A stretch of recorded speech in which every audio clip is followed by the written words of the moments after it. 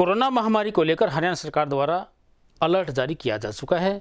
इसलिए भिवानी हलचल परिवार आपसे अपील करता है कि आप अपने घरों में रहें और सुरक्षित रहें। नमस्कार, ताज़ा खबरों के साथ मैं हूं सुखवीर। आप देख रहे हैं आपका अपना चैनल भिवानी हलचल। अब खबरें विस्तार से। रविवार शाम तक स्वास्थ्य विभाग द्वारा प्रदान किए गए आंकड़ों के अनुसार जिले में 703 कोरोना के नए मरीजों के मिलने के बाद एक्टिव केसेस की संख्या 3293 हो गई है। इसके अलावा भिवानी में कोरोना से संक्रमित 486 मरीज ठीक होकर अपने घर भी पहुंच चुके हैं। रविवार दोपहर खबर लिखे जाने तक जिले में 703 नए कोरोना पॉजिटिव मामले सामने आए, जबकि 486 कोरोना पॉजिटिव मरीजों स्वस्थ होकर अपने घर भी गए। प्राप्त जानकारी के अनुसार अब तक जिले में कुल 14,702 कोरोना पॉजिटिव हो चुके हैं, जिनमें से लगभग 11,000 ठीक भी हो चुके हैं, जिसके चलते अब जिले में कोरोना पॉजिटिव के एक्टिव मरीजों की संख्या 3,293 हो चुकी है। कोरोना के बढ़ते प्रभाव को देखते हुए स्वास्थ्य विभाग और जिला प्रशासन द्वारा लोगों से लगातार सावधानी बरतने की अपील की जा रही है। सोमवार को भिवानी के विधायक घनश्याम सर्राफ व एसडीएम सुरेश रवीश कुमार ने रोहतक रोड स्थित एमके हॉस्पिटल का दौरा किया। अस्पताल पहुंचकर उन्होंने व्यवस्थाओं का जायजा लिया। वहीं विधायक घनश्याम सर्राफ ने बताया कि मुख्यमंत्री मनोहर लाल द्वारा जिले के अस्पतालों में मरीजों को ज़्यादा से ज़्यादा सुविधाएं उपलब्ध करवाने का निर्णय लिया गया है। नगर के रोहतक रोड स्थित एमके हॉस्पिटल का भिवानी के विधायक घनश्याम सर्राफ और एसडीएम सुरेश रवीश कुमार ने दौरा किया। उन्होंने बताया कि कोरोना महामारी को देखते हुए और मरीजों के दिन प्रतिदिन बढ़ रही संख्या के चलते सरकार ने आसपास के हॉस्पिटल्स चयन कर उनकी सुविधाओं को दुरुस्त कर उन हॉस्पिटल्स में कोविड-19 के मरीजों के इस्तेमाल की योजना बनाई है। इसी के तहत भिवानी के विधायक घनश्याम सर्राफ और एसडीएम सुरेश रवीश कुमार ने एमके हॉस्पिटल का दौरा किया और वहाँ की व्यवस्थाओं का जायजा लिया। विधायक ने बताया कि उन्होंने मुख्यमंत्री से बात की है तो उन्होंने आदेश दिए हैं कि जिला प्रशासन जो भी सुविधाएं मरीजों को देना चाहता है अपने स्तर पर कार्य करे और मरीजों को सुविधाएं उपलब्ध कराए। विधायक ने बताया कि भिवानी के हॉस्पिटल में मरीजों की संख्या दिन प्रतिदिन बढ़ती जा रही है। इसी को देखते हुए उन्होंने अपने स्कूल लिट्रा वैली स्कूल और एमके हॉस्पिटल को कोरोना के लिए उपलब्ध कराने की बात कही है, जिससे ग्रामीण क्षेत्र के लोगों को सुविधाएं उपलब्ध कराई जा सकें, क्योंकि ये दोनों ही जगह ग्रामीण क्षेत्रों के नजदीक है, जिससे आसपास के ग्रामीणों को फायदा होगा और स्वास्थ्य सेवाएं समय पर उपलब्ध हो पाएंगी। मुख्यमंत्री जी से बात हुई है, उन्होंने कहा जो भी आप बनाना चाहते हैं वो जल्दी से बनाएं, क्योंकि पेशेंट के काम आए। आज हमारा पूरा सिविल हॉस्पिटल मरीजों से भरा हुआ है और उनकी सेवा चल रही है, लेकिन एमके हॉस्पिटल और हमारा स्कूल ये ग्रामीण क्षेत्र के नज़दीक लगते हैं और यहाँ पर ग्रामीण में भी हमारे समस्याएं आनी शुरू हो गई हैं और वो ये कोविड जो है 19 ये भयंकर रूप लेके अब की बार आया है। इसके सभी जब तक इलाज संभव न हो पाएगा तब तक हमारे मरीज ठीक नहीं होंगे। और जगह जगह और ग्रामीण क्षेत्र में जैसे औरंगाबाद की ज़मीन है, स्कूल हमारा प्रेम नगर की ज़मीन में है, इस टाइप से हम केंद्र शुरू करेंगे तो निश्चित रूप से जो शहरी हॉस्पिटलों में संख्या बढ़ती जा रही है उनसे छुटकारा दिलाने के लिए, ग्रामीण क्षेत्र के लोगों को बचाने के लिए और पूरा शहरी क्षेत्र के लोग जो इस काम में लगे हैं। माननीय मुख्यमंत्री जी ने हमारी ऑक्सीजन का कोटा भी हमने डिमांड 5 टन की थी, उन्होंने 6 टन प्रतिदिन ऑक्सीजन की हमें दिया है। हम इस बात के लिए मुख्यमंत्री जी का आभारी हैं और वो जो ये काम कर रहे हैं दवाई और किट बांटने का और गरीब लोगों की 5,000 रुपये से मदद करने का, वो एक महत्वपूर्ण बात है। और पूरी सरकार हमारे स्वास्थ्य मंत्री अनिल विज साहब भी और मुख्यमंत्री हमारे मनोहर लाल जी भी दोनों इस काम में पूरी तरह लगे हैं और इस काम को निजात दिलाने के लिए पीछे 1 हफ्ते का लॉकडाउन लगाया था, अब 1 सप्ताह और लॉकडाउन को बढ़ा दिया है, लेकिन लोगों की दूरी बनाने के लिए ये उपाय किए गए हैं। और जो इसमें कम्युनिटी इन्फेक्शन लोगों में बढ़ रहा है उसको दूर करने के लिए लोग अपने घरों पे रहे और घर से बाहर जब निकलें, कोई ज़रूरी काम हो मेडिकल का या कुछ सब्जी फल वगैरह लेने का, जब ज़रूरी काम हो तो वे घरों से बाहर निकलें। नहीं तो मेरा सारी भिवानी क्षेत्र की जनता से अनुरोध है कि वे अपने घरों में सुरक्षित रहें और कोई भी महामारी यदि कहीं पे मिलती है तो उसकी सूचना हॉस्पिटल में और हमें देकर ये बताएं कि इस गांव में ये समस्या आ गई है आप इसका हल निकलवाएं। सैनिटाइजेशन की व्यवस्था और रैपिड टेस्टिंग की व्यवस्था हमने जल्द से जल्द गांव लेवल पे शुरू करवा दी है। कल भी हमने 500 गांव में जैसे उनके सरपंचों के, पूर्व सरपंचों के, सेक्रेटरीज के और अन्य प्रमुख लोगों के समाचार हमारे पास आए हैं। हमने तुरंत कार्रवाई करते हुए इस काम में आगे युद्ध स्तर पर ले जाने का काम कर रहे हैं और हमारा जो हॉस्पिटल है उसके कर्मचारी और पैरा मेडिकल स्टाफ के कर्मचारी इस काम में बखूबी लगे हैं कि प्रतिदिन टेस्टिंग करते हैं। गांव-गांव में, घर-घर में जाकर टेस्टिंग चल रही है। इससे हमारी सरकार का मंतव्य स्पष्ट हो जाता है कि कितनी इस कोरोना काल में सरकार चिंतित है। भिवानी में कोरोना के बढ़ते हुए मामलों को देखते हुए विधायक घनश्याम सराफ व एसडीएम सुरेश रवीश कुमार ने आज भिवानी के रोहतक रोड स्थित एमके हॉस्पिटल का दौरा किया। जल्द ही इस हॉस्पिटल में 50 बेडों की व्यवस्था की जाएगी, जिससे कोरोना मरीजों को और राहत मिलेगी। भिवानी में बेडों की संख्या बढ़ाने के लिए विधायक और जिला प्रशासन तत्पर कार्य कर रहा है। उसी के तहत आज भिवानी के एमके हॉस्पिटल का दौरा किया गया और यहाँ की व्यवस्थाओं का जायज़ा लिया गया। जल्द ही इस हॉस्पिटल में कोरोना मरीजों के लिए वार्ड शुरू कर दिया जाएगा, जिससे भिवानी के सिविल हॉस्पिटल पर भी वर्कलोड कम पड़ेगा और भिवानी के जो आसपास के ग्रामीण क्षेत्र है उनके लोगों को पास ही सुविधा मिल सकेगी हॉस्पिटल की और स्वास्थ्य सेवाओं की। भिवानी वासियों को कोरोना महामारी से बचाने के लिए स्वास्थ्य विभाग द्वारा 18 वर्ष से अधिक आयु वर्ग के नागरिकों को कोरोना की वैक्सीन का कार्य तेज गति से किया जा रहा है। वहीं स्वास्थ्य विभाग अधिकारी द्वारा प्राप्त जानकारी के अनुसार अब तक जिले के 1,55,911 लोगों को कोरोना की वैक्सीन लगाई जा चुकी है, जबकि रविवार को भी 1,625 लोगों को वैक्सीन लगाई गई। एक तरफ जहां कोरोना संक्रमण अपना पूरा प्रभाव दिखा रहा है, वहीं स्वास्थ्य विभाग भी उसे मात देने के लिए लगातार प्रयासरत है। स्वास्थ्य विभाग द्वारा कोरोना से ग्रसित मरीजों को ठीक करने के लिए जहां दिन रात एक किया गया है, वहीं दूसरी तरफ वैक्सीनेशन का काम भी लगातार जारी है। प्राप्त आंकड़ों को देखें तो अभी तक कुल 1,55,911 लोगों का टीकाकरण किया जा चुका है और विभाग द्वारा प्रतिदिन अपने लक्ष्य को प्राप्त करने का पूरा प्रयास किया जा रहा है। हरियाणा सरकार द्वारा प्रदेश में महामारी अलर्ट की 17 मई तक घोषणा, यह कहना है भिवानी के उप मंडल अधिकारी सुरेश रवीश कुमार का। उन्होंने बताया कि सरकार द्वारा किसी भी प्रकार के समारोह के आयोजन पर पूर्ण रूप से पाबंदी लगाई जा चुकी है। वहीं उन्होंने बताया कि शादी समारोह का आयोजन केवल घर में रहकर 11 व्यक्तियों की उपस्थिति में ही किया जा सकेगा। कोरोना संक्रमण के मरीजों की बढ़ती संख्या को देखते हुए प्रदेश सरकार द्वारा लॉकडाउन की अवधि को बढ़ाया गया है। ये अवधि 17 मई तक कर दी गई है और इसके लिए नई गाइडलाइंस भी जारी की जा चुकी हैं। इन नई गाइडलाइंस को जानने के लिए भिवानी हलचल की टीम पहुंची नगर के एसडीएम सुरेश रवीश कुमार के पास। क्या है नई गाइडलाइंस, आइए सुनते हैं। वहीं उन्होंने ऑक्सीजन संबंधी मामले में बोलते हुए भी जरूरी जानकारी दी और साथ ही हेल्पलाइन नंबर्स के बारे में भी बताया। हरियाणा में कल से लॉकडाउन की तारीख को बढ़ा दिया गया है। अब हरियाणा में 10 से 17 मई तक लॉकडाउन रहेगा। जो नई गाइडलाइंस आई हैं उनके बारे में हम हमारे एसडीएम सुरेश रवीश कुमार से खास बातचीत करेंगे।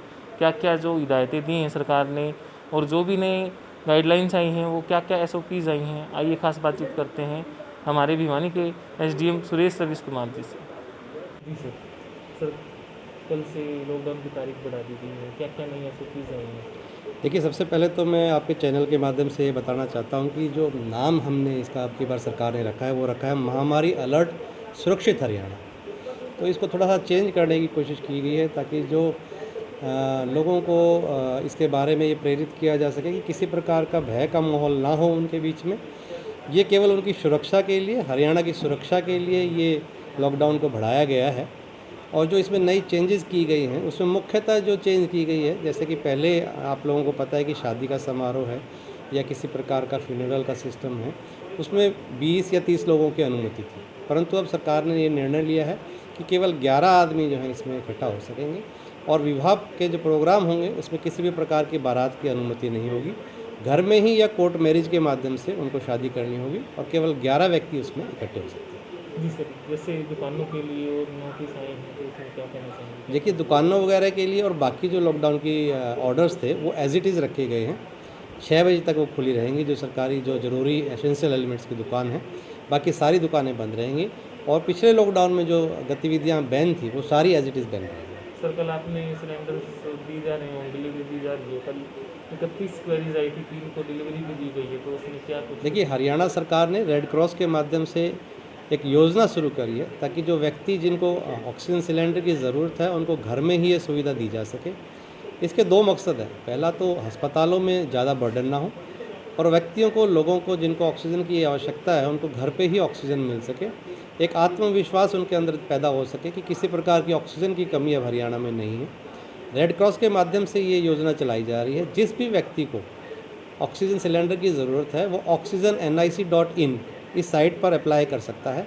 उसमें उसको डॉक्टर की स्लिप या ऑक्सीमीटर के साथ अपनी एक फ़ोटो अपलोड करनी है और अपना खाली सिलेंडर लेके आना है। रेड क्रॉस के माध्यम से हम उसे भरा सिलेंडर देंगे और जो जिस प्रकार की पीछे गतिविधि, जैसे उनको बाहर से जाकर भरवाना पड़ता था या एजेंसी में भरवाना पड़ता था, इस प्रकार की गतिविधि से उनको छूट मिलेगी। सर जैसे कल पता लगा है, आपने दौरा भी कर रहे हैं शहर का, 27 पहले के मुकाबले कम है, तो आम जनता से क्या कहना चाहेंगे? कोरोना के केसेस भी डे बाई डे बढ़ते जा रहे हैं। देखिए, सरकार का मकसद ये नहीं है कि हम सख्ताई करें। सख्ताई केवल इसलिए कर रहे हैं कि उसमें जनता की भलाई है। लोगों को स्वप्रेरित होने की आवश्यकता है। उन्हें मानना पड़ेगा कि इस बीमारी का इलाज यही है कि सोशल डिस्टेंसिंग रखें, मास्क पहने, किसी भी प्रकार से इकट्ठा ना हो। ना केवल वो अपना बचाव करेंगे, अपने परिवार का, पूरे ज़िले का और पूरी हरियाणा का। तो इसलिए आपके चैनल के माध्यम से भी मैं लोगों से ये निवेदन करना चाहता हूँ कि सरकार ने किसी भी प्रकार की ज़रूरी चीज़ों की रोक नहीं लगाई है। आवश्यकता हो, ज़रूरी हो तो ही केवल बाहर निकलें, अन्यथा अपने घर में रहें, सुरक्षित रहें। सर जैसे भिवानी प्रशासन ने एक बहुत ही अच्छी पहल शुरू की है, घर पर ही वो सलाह ले सकते हैं। एक 2-3 हेल्पलाइन नंबर भी जारी किए गए हैं, जिनमें से 1950 और 064 25 60 33 भी हैं। तो ये किस प्रकार लोग इनका फायदा उठाएं? देखिए, चूँकि ये बड़े स्तर पर महामारी फैली हुई है, इसके लिए व्यापक इंतज़ाम किए गए हैं। केवल हमने एक तरीके से नहीं, कई तरीक़ों से, कई चैनल के माध्यम से लोगों को हेल्प करने की कोशिश की है। चाहे इसमें हेल्पलाइन 1950 हो या होम आइसोलेशन के लिए बनाए गए कोविड सेंटर्स हो, या हर सब डिवीज़न लेवल पर इसको एसडीएम्स मॉनिटर कर रहे हैं कि जो पेशेंट्स होम आइसोलेशन में हैं उनसे हम लगातार टेलीफोन के माध्यम से बातें कर रहे हैं। टेलीमेडिसिन के द्वारा उनको सलाह दी जा रही है। किसी भी प्रकार की यदि उन्हें समस्या है तो उनकी समस्या को नोट करके तुरंत कंसर्न सीएचसी या इंचार्ज को अवगत कराया जाता है ताकि उनको किसी प्रकार की असुविधा ना हो। सर जैसे वैक्सीनेशन भी जोरों पर है और कुछ एक प्रॉब्लम्स आ रही है, क्या वैक्सीनेशन का जो रूट है बढ़ाया जाएगा सर, जिससे ज़्यादा से ज़्यादा लोगों को वैक्सीन लगाई जाए? देखिए, हमारे ज़िले के लिए श्री नितिन यादव जी IAS अधिकारी की ड्यूटी चंडीगढ़ से लगाई गई है, उनको नोडल अधिकारी बनाया गया था। इसके बारे में उन्होंने एक विस्तृत मीटिंग ली थी और उसमें जो हमारे सचिव हैं हरियाणा भिवानी शिक्षा बोर्ड के श्री राजीव प्रसाद जी, उनको नोडल ऑफिसर इसके लिए बनाया गया है। वो पूरा इसको सिस्टम को देख रहे हैं कि किस प्रकार से वैक्सीन की जाए, क्योंकि उनके पास पूरा एक व्यापक ढांचा है जिसमें टीचर्स हैं, उनकी भी मदद ली जाएगी और वैक्सीनेशन के उनका एक पूरा टारगेट रखा गया है कि किस प्रकार से जितने भी बचे हुए लोग हैं उनको वैक्सीनेशन दी जाए। सरकार की प्राथमिकता है कि जिनको पहली डोज लग चुकी है उनको प्राथमिकता के आधार पर दूसरी डोज लगाई जाए। सर जैसे कल आपने अभी बताया कि साइंस टीचर्स को भी बुला लिया गया है, वो कोरोना टेस्टिंग में भी उनको ट्रेनिंग दी जाएगी 12 मई तक। तो क्या किस प्रकार प्रशासन में, जैसे मैन पावर की कमी देखने को मिल रही है जी, तो प्रशासन अपने स्तर पर कार्य भी कर रहा है, तो क्या कहना चाहेंगे सर? देखिए, जिस प्रकार से हम सब जानते हैं कि अब की बार की जो वेव है इसकी पहुंच गाँव में भी हो गई है। पिछली बार ये गाँव में इतना ज़्यादा नहीं था, अब की बार गाँव में भी ये बढ़ गया है और केसेस की संख्या बढ़ी है। इसलिए हमें अधिक मैन पावर की ज़रूरत पड़ी है और उसको देखते हुए सरकार द्वारा और शिक्षा विभाग द्वारा ये सोचा गया कि क्यों ना जो साइंस टीचर्स हैं उनको भी हम इसमें शामिल कर सकें। और ये बहुत अच्छी बात है। न केवल साइंस टीचर, NGO, समाज का हर व्यक्ति, चाहे वो समाज सेवी है, चाहे NGO से जुड़ा हुआ है, वो हर प्रकार से ये कोशिश कर रहा है कि किस प्रकार से हम मिलकर इस महामारी से लड़ सकें और जिला भिवानी को इससे बचा सकें। सर कुछ NGOs हैं जो खाना मुहैया करवा रहे हैं अपने स्तर पर, छोटे स्तर पर 20-30 आदमियों से, और कल मीटिंग भी ली थी आपने, जैसे कुछ जो क्रिटिकल कंडीशंस को अपने प्रोवाइड कराते हैं? देखिए, इसके बारे में NGOs बढ़ चढ़ के मदद कर रहे हैं। आपके चैनल के माध्यम से मैं शुक्रगुजार हूं, जिला प्रशासन की तरफ से उनका धन्यवाद करता हूं कि इस प्रकार का पुण्य कार्य हमारी NGO सामाजिक संस्थाएं कर रही हैं, जिसमें कोविड से संबंधित या अन्य जो इमरजेंसी के संबंधित मरीज आ रहे हैं, उनके साथ जो व्यक्ति आते हैं उनको किसी प्रकार से खाने की समस्या ना हो और किसी प्रकार की अन्य समस्या ना हो, उसके लिए एनजीओज़ और सामाजिक संस्थाएं पूरा प्रशासन का सहयोग कर रही हैं।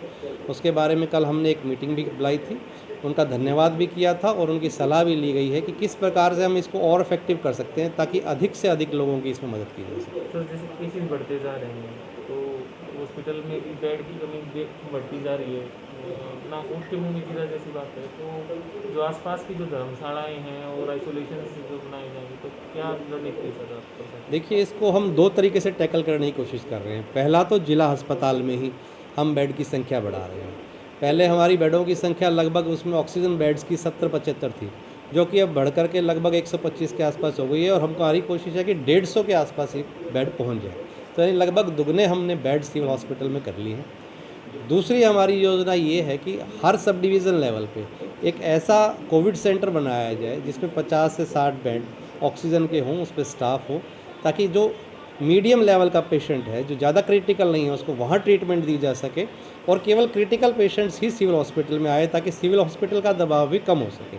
तो इस प्रकार की इस योजना पे हम काम कर रहे हैं। उसी के तहत भिवानी में हम एमके हॉस्पिटल में ये संभावनाएं तलाश रहे हैं। आज उसको विज़िट किया जाएगा कि किस प्रकार से उसको हम यूज़ कर सकते हैं। लोहानी में है जैसे बाबा योगीनाथ। हाँ बिल्कुल, ये लोहानी बाबा योगीनाथ भी हमने रिक्वेस्ट कर लिया है और इसी प्रकार से सभी एसडीएम्स जो है अपने एरिया में इस प्रकार के हॉस्पिटल्स को चिन्हित कर रहे हैं जिसमें इस प्रकार की योजना बनाई जा सकती है। कोरोना महामारी से मरीजों को समय पर चिकित्सा सुविधा उपलब्ध करवाने के लिए हरियाणा रोडवेज के भिवानी डिपो द्वारा स्वास्थ्य विभाग को 5 मिनी एम्बुलेंस बसें प्रदान की जाएंगी। सोमवार को इस बारे में डिपो के महाप्रबंधक गुलाब सिंह दोहन ने बताया कि मरीजों को समय पर चिकित्सा प्रदान करने के लिए यह निर्णय लिया गया है। कोरोना संक्रमण के प्रभाव को रोकने के लिए जिला प्रशासन और स्वास्थ्य विभाग तो पहले से ही कार्य कर रहा है। अब इसी प्रभाव को रोकने के लिए रोडवेज विभाग भी आगे आया है। पिछले कुछ दिनों से लगातार बढ़ रहे संक्रमण के मामले और एम्बुलेंस की कमी को देखते हुए अब रोडवेज विभाग द्वारा स्वास्थ्य विभाग को मिनी एम्बुलेंस बसेस दी जाएंगी। विभाग द्वारा ये 5 बसें 12 मई तक स्वास्थ्य विभाग को दे दी जाएंगी। अधिक जानकारी देते हुए रोडवेज महाप्रबंधक ने बताया कि इन बसों में एम्बुलेंस में होने वाली सारी जरूरी सुविधाएं उपलब्ध कराई जाएंगी और ये बसेस रोडवेज द्वारा तैयार करा के स्वास्थ्य विभाग को दी जाएंगी। कोरोना के बढ़ते हुए मामलों को देखते हुए हरियाणा सरकार हर रोज नए कदम उठा रही है। इसी के तहत हर एक रोडवेज डिपो प्रबंधक को आदेश दिए गए हैं कि हर एक डिपो 5 मिनी बसों को एम्बुलेंस में कन्वर्ट करेगा, जिसमें हर एक सुविधाएं दी जाएंगी, जिसमें ऑक्सीजन सिलेंडर, फर्स्ट एड की किट, जिससे मरीजों को लाने ले जाने में कोई दिक्कत ना हो। यह आदेश हरियाणा सरकार ने हर एक प्रबंधक को दिए हैं, जिसकी तैयारियां भिवानी रोडवेज डिपो में शुरू कर दी गई हैं। जल्द ही इन बसों को स्वास्थ्य विभाग को सौंप दिया जाएगा और इनका कार्य प्रारंभ हो चुका है। देखते रहिए भिवानी हलचल अपनी ताज़ा तरीन खबरों के लिए।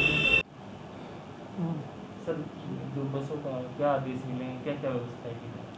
हमारे उच्च अधिकारियों की तरफ से हमें आदेश मिले हैं कि हमारी मिनी बसों को 5 मिनी बसों को एम्बुलेंस में कन्वर्ट करने के लिए, जिससे पब्लिक को सहायता मिल सके और हर प्रकार की उसमें सुविधा होगी। जैसे ऑक्सीजन सिलेंडर भी होगा उसके अंदर, पीपी किट भी होगी उसके अंदर और हर प्रकार से जो एक एम्बुलेंस के अंदर सुविधा चाहिए वो मिलेगी। इससे हम पब्लिक की हम सहायता कर सकते हैं। इमरजेंसी कहीं पे भी पड़ेगी तो हम पब्लिक हेल्थ डिपार्टमेंट को ये मिनी बस दे सकते हैं। सर, बसों में क्या क्या सुविधाएं प्रोवाइड की जाएंगी?